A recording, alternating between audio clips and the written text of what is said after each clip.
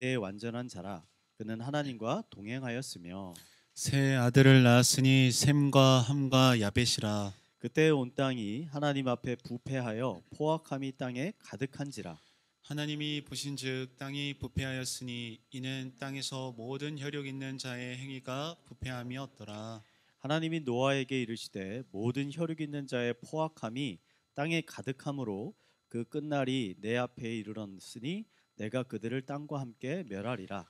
너는 고페르나무로 너를 위하여 방주를 만들되 그 안에 칸들을 막고 역청을 그 안팎에 칠하라. 내가 만들 방주는 이러하니 그 길이는 300규빗, 너비는 50규빗, 높이는 30규빗이라. 거기서 창을 내되 위에서부터 한 규빗에 대고 그 문은 옆으로 대고 상중하 3층으로 할지니라. 내가 홍수를 땅에 일으켜 무릇 생명의 기운이 있는 모든 육체를 천하에서 멸절하리니 땅에 있는 것들이 다 죽으리라. 그러나 너와는 내가 내 언약을 세우리니 너는 내 아들들과 내 아내와 내 며느리들과 함께 그 방주로 들어가고 혈육 있는 모든 생물을 너는 각기 암수 한 쌍씩 방주로 이끌어들여 너와 함께 생명을 보존하게 하되 새가 그 종류대로 가축이 그 종류대로 땅에 기는 모든 것이 그 종류대로 각기 둘씩 내게로 나아오리니 그 생명을 보존하게 하라. 너는 먹을 모든 양식을 내게로 가져다가 저축하라. 이것이 너와 그들의 먹을 것이 되리라. 노아가 그와 같이 하여 하나님이 자기에게 명하신 대로 다 준행하였더라. 아멘. 아멘. 1950년 6월 25일 일요일 새벽 4시경에 북한군이 선전포고도 없이 38선을 넘어 남한을 침공하였습니다. 이 전쟁은 얼마 지나지 않아서 남한과 북한을 넘어서 유엔군과 중국 인민군들이 참전한 국제전으로 확대가 됐습니다. 전쟁은 총 3년 하고도 1개월간 진행이 되었는데 이 전쟁으로 인한 피해가 엄청났습니다. 6.25 전쟁으로 남한군과 유엔군에서 총 18명의 전사자가 나왔고 죽거나 다친 민간인이 100만 명이 넘었습니다. 사람만 죽은 것이 아닙니다. 남한의 주요한 산업시설들과 그 산업시설을 뿐만 아니라 학교와 병원과 행정시설들이 모두 다 파괴가 되었는데 공업과 농업의 생산량이 약 80% 정도 감소했다고 합니다. 200만 명의 이재민이 발생해서 굶어 죽거나 질병으로 죽는 사람들을 셀 수가 없었습니다. 이제는 70년이라는 시간이 지나서 이 전쟁을 직접 겪으신 분들도 많지 않고 또 젊은 세대들은 전쟁을 경험하지 않았기 때문에 그 전쟁의 창업함을 지금 기억하고 있는 사람은 얼마 있지 않습니다. 하지만 지금까지도 변하지 않는 중요한 사실이 하나 있습니다. 그것은 바로 이 전쟁이 아직 끝나지 않았다는 것입니다. 1953년 7월 27일에 남한과 북한 사이에 정전 협정이 체결이 됐습니다. 여러분, 정전이라는 것은 전쟁이 완전히 끝났다는 의미가 아닙니다. 전쟁이 잠시 멈추었다는 의미입니다. 아직 이 전쟁이 현재 진행형이라는 의미죠. 그러므로 대한민국 국민들은 언제든지 1950년에 일어난 이 끔찍한 전쟁이 다시 일어날 수 있음을 잊지 말아야 되고 또 그 전쟁에 대한 준비도 해야 합니다. 남북 전쟁이 현재 진행형인 것처럼 여러분 성경에 기록된 많은 사건들도 과거에 단회적으로 끝난 것이 아니라 여전히 현재 진행형인 사건들이 있습니다. 저는 그 대표적인 사건 중에 하나가 바로 오늘 창세기 6장에 기록된 홍수 이야기라고 생각을 합니다. 홍수 이야기는 하나님께서 세상을 심판하시고 또 노아의 가정을 구원하시는 이야기입니다. 그런데 이러한 심판과 구원이 노아 시대에 끝난 것이 아닙니다. 성경은 언젠가 다시 이 땅에 홍수와 같이 무서운 심판이 일어나게 될 것이라고 우리에게 끊임없이 경고하고 있습니다. 저는 오늘 노아의 홍수 이야기를 살펴보면서 우리 기독교인들은 이 심판의 때를 어떻게 준비하고 살아야 하는지를 여러분들과 함께 나누어 보려고 합니다. 또 오늘 말씀을 통해서 노아와 같이 하나님이 주시는 놀라운 구원의 은혜를 누리는 성도님들이 되시기를 축원드리겠습니다. 에덴 동산에서 쫓겨난 아담과 하와는 수많은 자손들을 낳게 됐습니다. 아담과 하와는 하나님을 경외하는 사람이었지만 안타깝게도 그의 후손들은 그렇지 않았습니다. 아담과 하와의 첫 번째 아들이었던 가인은 시기심으로 자신의 동생 아벨을 살해했습니다. 가인 이후에 태어난 대부분의 인간들도 가인과 같이 하나님 보시기에 부패하고 악한 삶을 살았습니다. 성경은 당시 인간들의 상태를 이렇게 기록하고 있습니다. 6장 5절과 6절을 함께 한번 우리 읽어보도록 하겠습니다. 읽겠습니다. 시작. 여호와께서 사람의 죄악이 세상에 가득함과 그의 마음으로 생각하는 모든 계획이 항상 악한 뿐임을 보시고 땅 위에 사람 지으셨음을 한탄하사 마음에 근심하시고. 자, 그때 사람들의 상태가 이렇다는 겁니다. 온 땅이 악인들로 가득 차니까 하나님은 세상을 심판하시기로 결심하셨습니다. 하지만 모든 인간들이 악한 삶을 살고 있었던 것은 아닙니다. 의로운 삶을 살고 있었던 사람도 있습니다. 그 대표적인 인물이 바로 오늘 등장하는 노아라는 인물이죠. 하나님은 노아를 찾아가서 앞으로 이 땅을 홍수로 심판할 것이니 심판을 피하기 위해서 커다란 방주를 만들라라고 말씀하셨습니다. 이후에 일어나는 이 노아의 방주 이야기는 여러분들 많이 들어보셔서 잘 아실 겁니다. 노아는 하나님의 말씀에 따라서 방주를 만들었고, 방주가 다 만들어지자 자신의 가족들과 동물들을 한두 쌍씩 방주에 들여보냈습니다. 모두 방주에 타자 하늘에서 40일 주야로 비가 내리고 땅에서는 깊은 샘들이 터져 온 땅은 물로 가득 차게 됐습니다. 그래서 땅에 있는 코로 호흡하는 모든 생물들은 다 죽고 말았습니다. 비가 그치고 땅에 물이 물러가자 노아의 가족들과 동물들은 방주로 나오게 됐습니다. 다시 생육하고 번성하여 지금의 세상이 만들어졌다는 것입니다. 하나님은 죄악된 세상을 심판하셨고, 심판 가운데 노아와 같이 의로운 사람들을 구원하여 주셨습니다. 중요한 것은 이러한 심판과 구원이 여기서 끝난 것이 아니라는 것이죠. 방주에서 나온 노아는요, 하나님께 제사를 드렸는데 이때 하나님께서 노아와 그의 후손들에게 한 가지 약속을 주셨습니다. 그게 무슨 약속이냐면 9장 11절 말씀입니다. 우리 한번 읽어보도록 하겠습니다. 읽겠습니다. 시작. 내가 너희와 언약을 세우리니 다시는 모든 생물을 홍수로 멸하지 아니할 것이라. 땅을 멸할 홍수가 다시 있지 아니하리라. 자, 내가 다시는 홍수로 이 땅을 심판하지 않겠다라는 말씀이죠.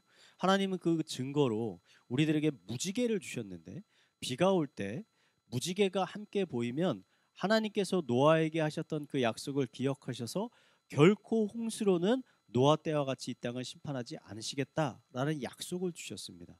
얼핏 보면 굉장히 좋아 보이는 말씀인데 우리가 이 말씀을 자세히 살펴보면 꼭 그렇지 않다는 거 알 수 있습니다. 하나님의 이 약속의 말씀은 심판은 이제 끝났다, 앞으로 좋은 일만 있을 것이다, 이런 말씀을 하는 것이 아닙니다. 정확한 의미는 앞으로도 심판이 있을 것인데 앞으로는 홍수로는 이 땅을 심판하지 않겠다라고 하시는 말씀이죠. 그러니까 우리는 이런 심판을요, 소돔과 고모라의 사건을 통해서 알아볼 수 있습니다. 여러분, 소돔과 고모라의 멸망하는 사건은요, 이 홍수 이야기의 축소판입니다. 축소판. 똑같습니다. 소돔과 고모라의 백성들이 하나님 보시기에 악한 삶을 사는 사람들입니다. 하나님은 이 악한 사람들을 심판하시기 위해서 하늘에서 떨어지는 불로 이 소돔과 고모라를 심판하셨습니다. 그런데 이때 소돔과 고모라에서 유일하게 의로운 삶을 살고 있었던 아브라함의 조카 롯, 또 그의 가족들만은 구원을 얻게 됐죠. 이게 노아의 홍수 사건과 똑같은 사건입니다. 노아의 홍수 이야기가 우리에게 지금 전해주고 있는 중요한 메시지는 뭐냐? 앞으로도 하나님의 무서운 심판이 있을 것이다. 반드시 있을 것이다. 그러니까 너희는 노아와 같이 구원의 길을 준비하라는 거예요.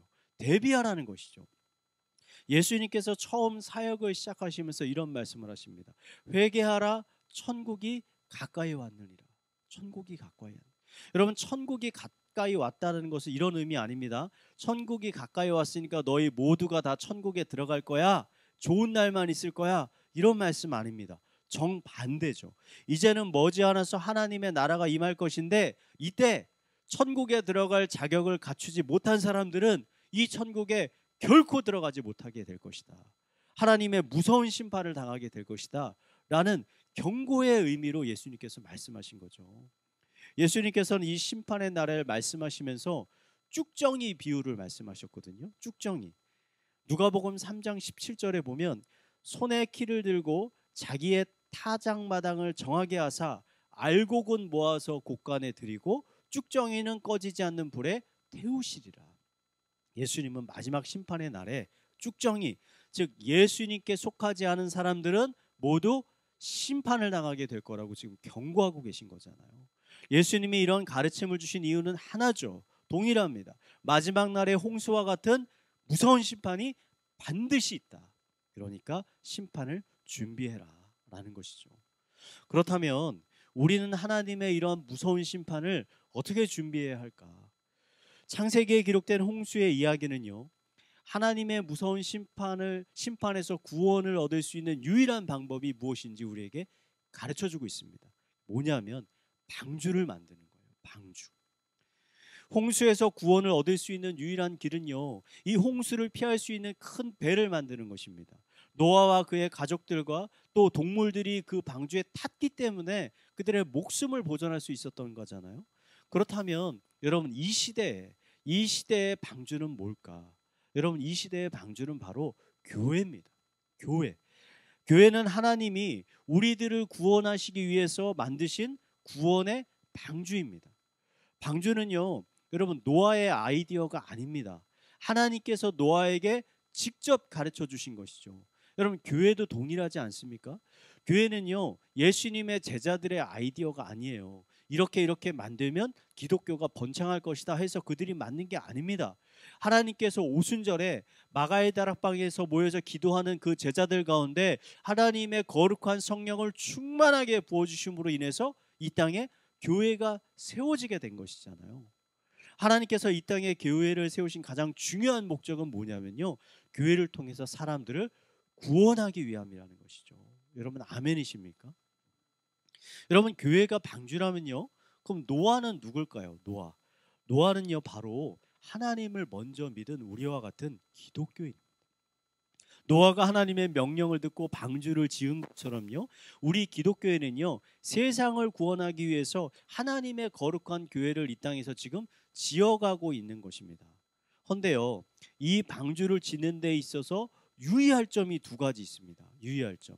첫 번째는 뭐냐면 절대 우리 마음대로 짓고 싶은 대로 지어서는 안 된다는 거예요.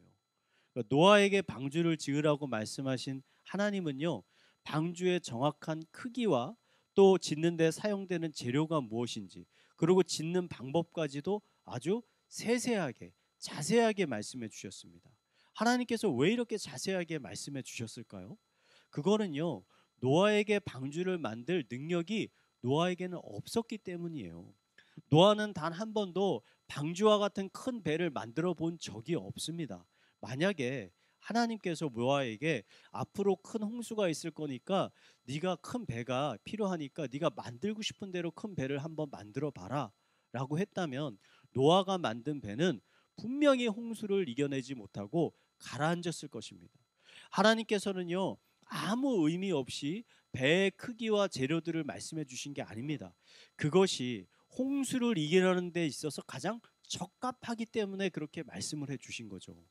실제로 1992년에 한국에 있는 해양연구원에서 방주 실제 크기의 5분의 1만 하게 방주를 만들어 가지고 성경이 말한 대로 그대로 만들어 가지고 안정성 테스트를 했습니다. 테스트의 결과가 뭐냐? 이 방주는 40m가 넘는 파도를 견뎌낼 수 있는 것으로 나왔어요. 근데 이 수치가 어느 정도냐? 미국에서 만든 선박 안전 기준치보다 13배가 높은 겁니다. 그러니까 매우 안전하다는 거예요, 이 방주가. 여러분, 현대의 많은 그 대형 선박들이요, 이 방주의 비율을 참조해서 제조가 됐습니다. 인류 최초의 대양 선박은요, 18세기에 제조된 그레이트 브리튼호예요. 영국에서 만들었거든요. 가장 큰 선박입니다. 근데 이 배의 비율이 정확하게 이 방주의 비율을 모방해서 만들었어요. 9대 1대 1로 그대로 모방해서 만들었다는 거예요. 미국의 거대한 항공모함들도 건조할 때 이 비율을 참조해서 건조를 한다고 합니다. 여러분, 이 하나님의 말씀이 이렇게 무한 것이죠.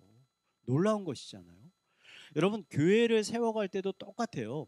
사람들마다요, 자기가 좋아하는 기호가 있고 방식이 있지 않습니까? 그래서 많은 사람들이 교회를 자신이 원하는 색깔대로 만들어가고 싶어 해요. 나는 이게 좋은 교회 같은데, 나는 이렇게 하는 게 좋을 것 같은데. 근데요, 여러분, 교회는요 그런 곳이 아니라는 겁니다. 교회는 철저히 하나님의 말씀에 따라서 세워가야 한다는 거예요. 방주를 세우는 것처럼. 그렇다면 교회를 어떻게 세워야 되는가? 여러분, 우리는요 우선 예수 그리스도라는 반석 위에 교회를 세워야 됩니다. 여러분, 교회는 건물이 아닙니다. 교회는 예배가 아닙니다. 교회는 어떠한 교단인과 교파를 의미하는 것도 아닙니다. 교회는요 예수 그리스도를 구원자로 인정하고 고백하는 사람들의 모임이 바로 교회인 거죠. 이것은 어떠한 사람들의 생각에서 나온 게 아닙니다. 예수님께서 직접 말씀해 주신 거죠. 예수께서 이르시되 내가 곧 길이요 진리요 생명이니 나로 말미암지 않고는 아버지께로 올 자가 아무도 없다. 다른 길이 없다는 거예요. 교회는 딱 이 길 하나만 제시하는 거라는 거죠. 그래서 예수님이 없는 교회는 여러분 교회가 아닙니다.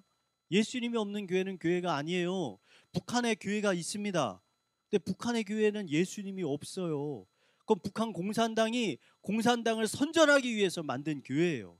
거기서 예배를 드리지만 그 가운데 예수님이 없다는 것입니다. 교회가 아닙니다. 예수님 외에 다른 구원의 길을 제시하는 것도 교회가 아닙니다. 오직 예수 그리스도만이 구원을 얻는 유일한 길이다라는 것을 믿고 선포하는 것이 바로 하나님께서 친히 세운 교회라는 것이죠. 그러면 우리들은요 교회를 세워감에 있어서 늘 잊지 말아야 되는 것이 이 교회의 주인이 예수님이시구나, 예수님이시라는 것을 고백하고 철저히 그 예수님의 가르침에 따라 교회를 세워가야 되겠다라는 순종하는 마음을 가지고 세워가야 한다는 것이죠. 아멘이시죠? 여러분, 방주를 세우는 데 있어서 두 번째 유의할 점은요, 방주를 짓는 가장 중요한 목적은요 생명을 구원하기 위함이라는 거예요. 생명을. 여러분, 사람들이 배를 만드는 목적이 다양합니다.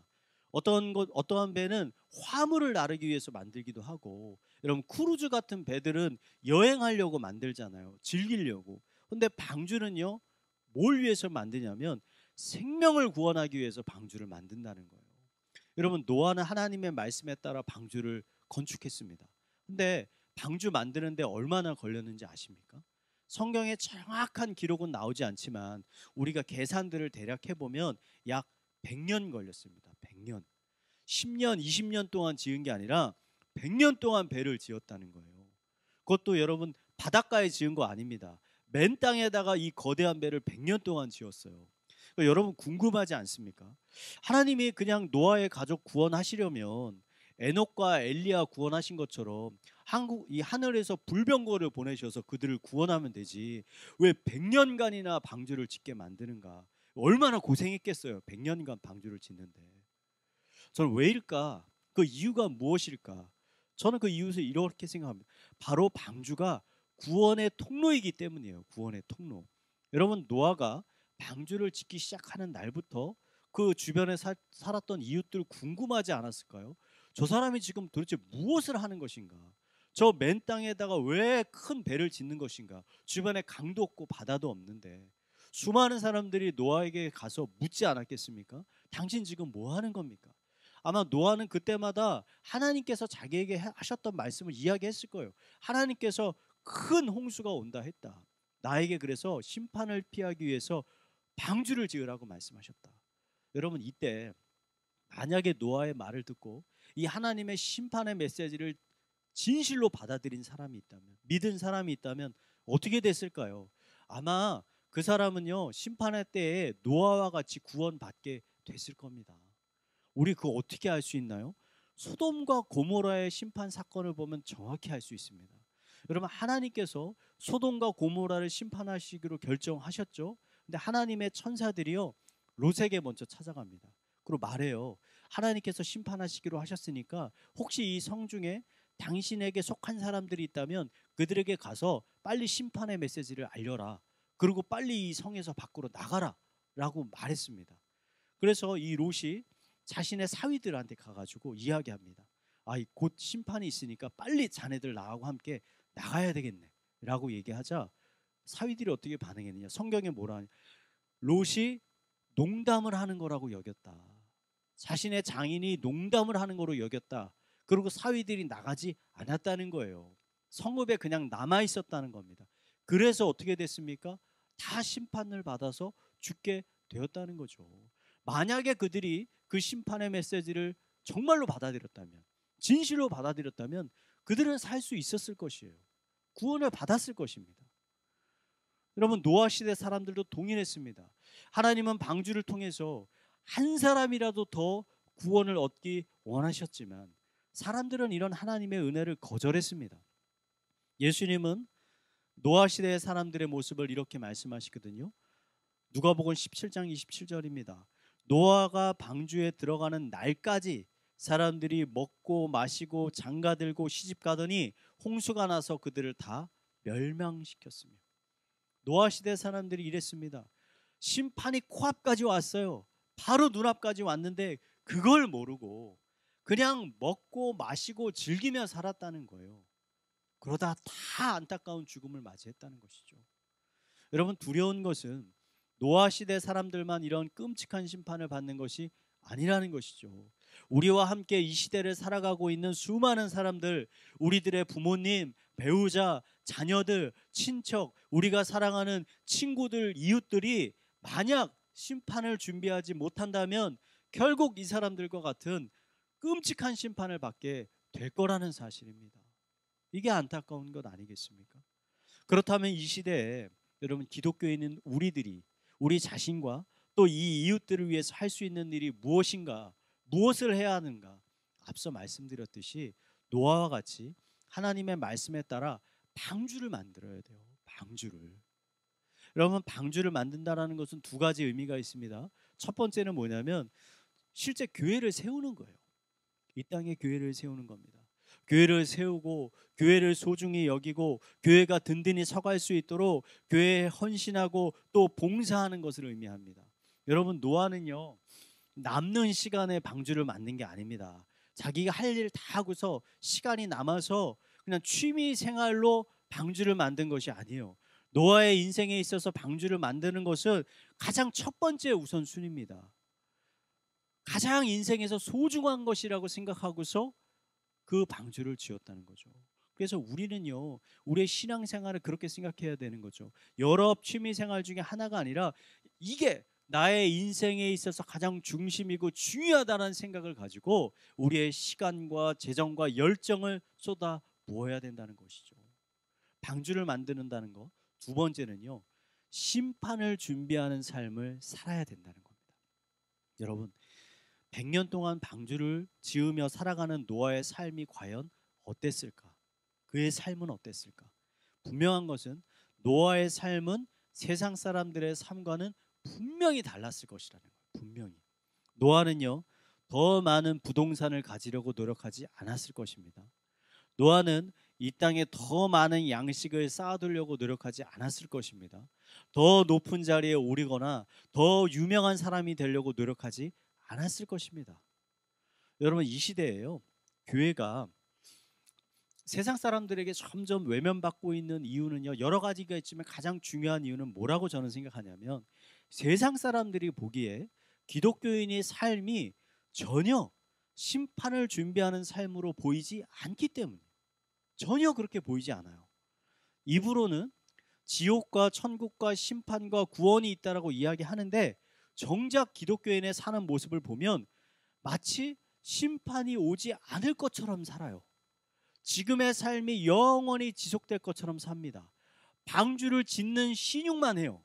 방주를 짓는 신용만 하고 실제는 뭘 하냐면 자기가 살 좋은 집을 짓는데 열심을 내고 있어요. 방주는 안 져요. 입으로만 지어야 된다고 얘기하고. 여러분, 3년 전에 한국의 부동산이 갑자기 엄청 폭등하지 않았습니까? 지금은 많이 내려갔지만 폭등할 때 집이 없는 이 시민들이 굉장히 불안해졌습니다. 그래서 지금이라도 집을 사야 될지 막 고민하고 혼란스러워했어요. 그러자 정부는 여러 가지 정책을 내놓으면서 부동산 값이 곧 떨어질 거니까 걱정하지 말아라. 그리고 집 살려고 노력하지 말아라 라고 이야기했어요. 근데 이때 많은 시민들이요, 정부의 말을 믿지 않았습니다. 믿지 않았어요. 왜냐하면 정작 이런 말을 하고 있는 고위 관료들, 정부 고위 관료들은 집값이 많이 오른 지역에 자신의 집을 팔지 않아요. 그 집은 팔지 않고 집값이 떨어질 거라고 얘기하는 거예요. 여러분, 만약에 집값이 정말 지금보다 오르지 않고 많이 떨어질 거라고 생각한다면 여러분 집을 팔겠습니까? 사겠습니까? 대부분의 분들이 집을 팔겠죠. 그렇게 믿는다면. 근데 대부분의 관료들이 집값이 많이 오른 지역의 집을 안 팔았다는 거예요. 그냥 가지고 있었어요. 그리고 시민들에게는 집값이 떨어질 거라고 말만 하는 거예요. 여러분, 그 결과가 어땠습니까? 시민들은 정부 관료들의 말을 믿지 않았어요. 그래서 오히려 집값이 오를 거라고 생각해서 집을 더 샀다는 거 아닙니까? 그래서 더 폭등하게 됐다는 거죠. 여러분, 시민들은요, 관료들의 입을 보는 게 아니라 그들의 삶을 봤다는 거예요. 행동을. 교회도 동일하지 않습니까? 교회가요, 아무리 세상 사람들을 향해서 앞으로 무서운 심판이 있을 것이니 심판을 준비해야 됩니다. 아무리 이렇게 얘기해봐야 사람들은요, 그 심판의 소리에 귀를 기울이지 않습니다. 근데 우리가 정말 삶에서 정말 심판을 준비하는 삶의 모습을 우리가 그렇게 보이면, 그런 삶을 살아가면 비로소 세상 사람들도 교회가 하는 말에 귀를 기울이기 시작하게 된다는 것이죠. 오늘의 말씀을 한번 정리하겠습니다. 저는 요새 운전을 하면서요, 라디오를 많이 듣는데 극동방송을 제가 자주 듣거든요. 근데 극동방송을 듣다 보면 이 극동방송에 멘트가 나옵니다. 무슨 멘트냐면, 극동방송을 듣게 하세요. 기적이 일어납니다. 우리는 지금 생명을 살리고 있습니다. 이 멘트를 끊임없이 합니다. 저는 이 멘트를 들으면서요, 참 많은 도전을 받았습니다. 지금 극동방송은요, 자신들이 현재 하고 있는 일이 무엇인지를 정확하게 알고 있구나 라는 생각이 들었어요. 여러분, 극동방송은 더 많은 돈을 벌기 위해서, 더 많은 시청자들을 끌어모으기 위해서, 더 많은 인기를 얻기 위해서 지금 방송하고 있는 것이 아니라 단 한 명의 생명이라도 더 살리기 위해서 지금 이 일을 하고 있다는 사실을 그들은 지금 알고 있는 거예요. 저는 이 시대의 교회가 스스로 자신이 무엇을 하는 곳인지에 대한 명확한 인식이 있어야 된다고 생각합니다. 여러분, 교회는요, 생명을 살리는 곳입니다. 교회는 생명을 살리는 곳입니다. 교회는 하나님의 무서운 심판으로 인해서 죽을 수밖에 없는 죄인들의 피난처요, 유일한 구원의 방주입니다. 그러므로요, 우리가 교회를 세우고 또 그 교회가 든든히 서갈 수 있도록 열심히 봉사하고 섬기는 것, 이게 뭐냐면요, 이 세상에서 가장 소중한 생명을 살리는 일에 우리가 지금 동참하고 있다는 거예요. 우리 옆에 분에게 이렇게 한번 고백합시다. 당신은 지금 생명을 살리고 있습니다. 생명을 살리고 있습니다. 그래서 여러분의 신앙생활에 여러분 자부심을 가지세요. 자부심을. 지금 여러분이 하고 있는 일들은요, 돈으로 계산될 수가 없습니다. 하나님께서 한 영혼이 세상보다, 천하보다 귀하다고 말씀하셨잖아요. 그러니까 여러분은 지금 천하보다 귀한 한 영혼을 살리는 일에 지금 동참하고 계신 거예요. 함께하고 계시는 거예요. 제가 기쁨의 교회를 개척하면서 세 가지 비전을 세웠습니다. 세 번째 비전이 뭐냐면, 복음을 전수하는 교회. 복음을 전수하는 교회. 복음을 전수한다라는 것은 여러분 생명을 살리는 거잖아요. 근데 꼭 복음의 메시지를 직접 전하는 것만이 복음을 전하는 것 아닙니다. 아직 복음을 알지 못하는 사람들에게 복음의 메시지를 전하기 위해서 하는 모든 행동들, 우리가 하는 모든 노력들, 모든 헌신들이 바로 복음을 전하는 것이고 또 생명을 살리고 있는 것이라는 거죠. 그 사람을 위해서 기도하고 그 사람의 필요를 채워주고 또 그 사람의 친구가 되어서 그 사람과 함께 웃고 함께 우는 게 바로 복음을 전하는 것이라는 거죠. 저는 23년 우리 기쁨의 교회가 영혼 구원이 교회의 가장 중요한 DNA, 또 생명, 사명임을 우리가 깨닫고 그것에 좀 초점을 맞추는 한 해가 됐으면 좋겠습니다. 그래서 우리들만 이 구원의 방주에 올라타서 그냥 행복해하는 것이 아니라, 아직 우리 기쁨의 교회를 통해서 심판이 뭔지도 모르고 그 심판을 전혀 준비하지 못하고 있는 우리의 가족과 친척과 또 이웃들에게 복음이 전해지는 은혜가 있기를, 우리 기쁨의 교회를 통해서 여러분들을 통해서 그런 은혜가 충만하게 있기를 이 시간 마지막으로 소망을 합니다.